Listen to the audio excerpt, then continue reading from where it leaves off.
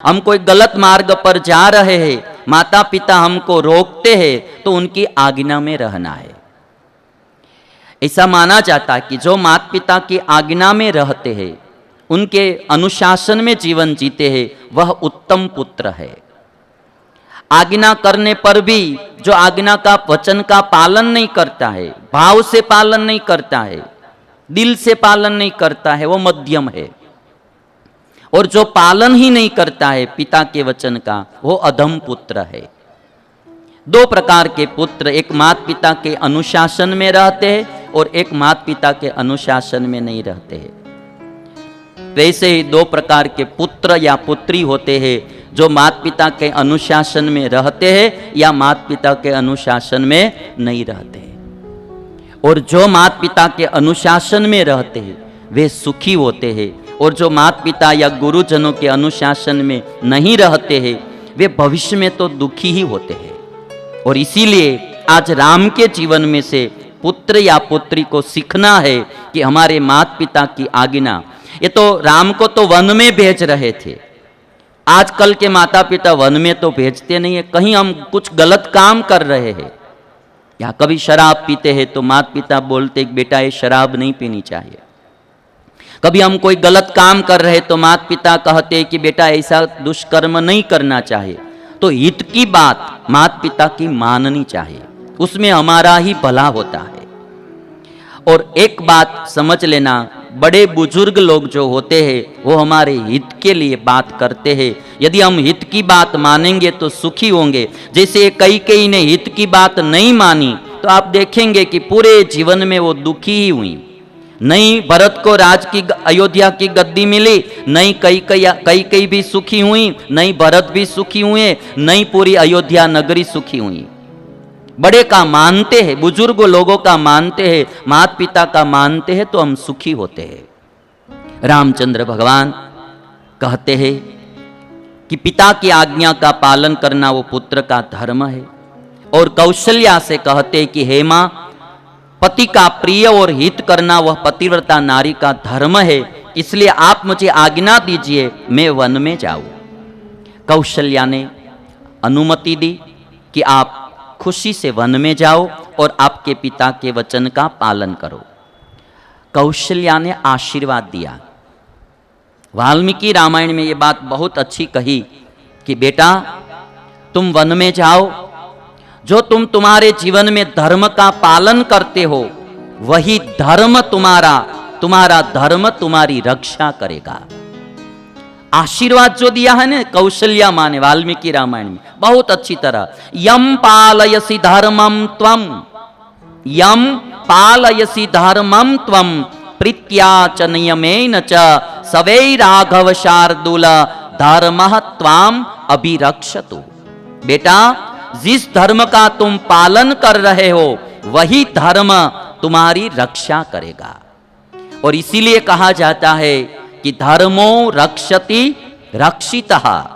यदि हम धर्म की रक्षा करेंगे तो धर्म हमारी रक्षा करेगा।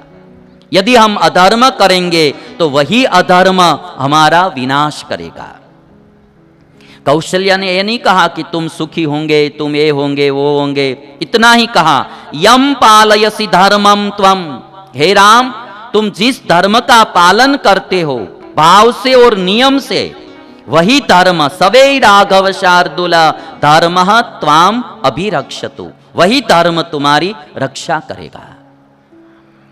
फिर राम सीता जी के पास आए।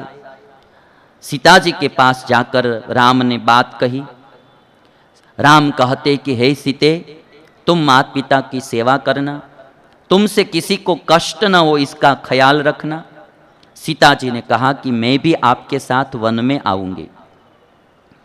राम ने कहा कि वन में बहुत कष्ट होते हैं, खाने पीने का मिलता नहीं है, बहुत पैर में कांटे भी लगते हैं, राक्षसों का भय होता है, कहीं ठहरने की अच्छी जगह भी नहीं मिलती है, बहुत भांति भांति के दुख जंगल में पड़ेंगे, वन में पड़ेंगे। तब सीता ने कहा कि यदि मेरे पति वन में जाकर दुख भोग रहे हैं तो मुझे महल में रहकर सुख नहीं भोगना है, मैं भी मेरे पति के साथ ही चलूंगी। यदि पति जंगल में दुखी हो रहे हैं तो मुझे महल में रहकर सुखी नहीं होना है। ये त्वया कीर्तिता दोषा वने वस्तव्यताम प्रति गुणान इत्येव तान विद्धि तव स्नेह पुरस्कृता। राम से कहती है सीता कि जो जो आपने दोष बताए जंगल में रहने में, आप मुझे तुम में प्रीति है, इसलिए वे सब दोष मेरे लिए गुण रूप हो जाएंगे, मुझे कोई कष्ट नहीं पड़ेगा। जिसके साथ प्रीति होती है ना, उसके साथ जाने में कभी भी कोई कष्ट होता ही नहीं है। सीता जी बोलती है कि आपके साथ चलने में मुझे आपसे प्रीति है, जंगल में जितने भी कष्ट पड़ेंगे वो मेरे लिए सब गुण रूप हो जाएंगे, मैं आपके साथ चलूंगी। वन की विकट परिस्थितियों में भी मैं आनंद से ही रहूंगी, आप चिंता मत करो, मुझे साथ ले चलो। और बाद में जब राम ने अनुमति दी, राम का दृढ़ निर्णय लक्ष्मण ने देखा कि अब राम और सीते दोनों वन में जा रहे हैं, तो लक्ष्मण ने कहा कि भैया मैं भी आपके साथ आना चाहता हूँ। राम ने अनुमति दी तो राम, लक्ष्मण और सीता तीनों वन में जाने के लिए तैयार हुए। राम, लक्ष्मण और सीता तीनों दशरथ के पास आए हैं। दशरथ के पास आकर विदाई लेने के लिए आए हैं।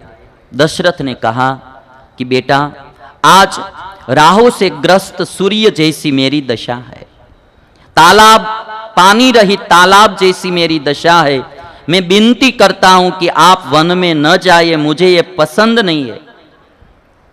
दशरथ ने कहा कि एक रात आप रुक जाओ। और तब राम ने कहा कि पिताजी आप चिंता मत करो, हम भाव और प्यार से ही वन में जा रहे हैं, जाने के लिए तैयार हुए हैं।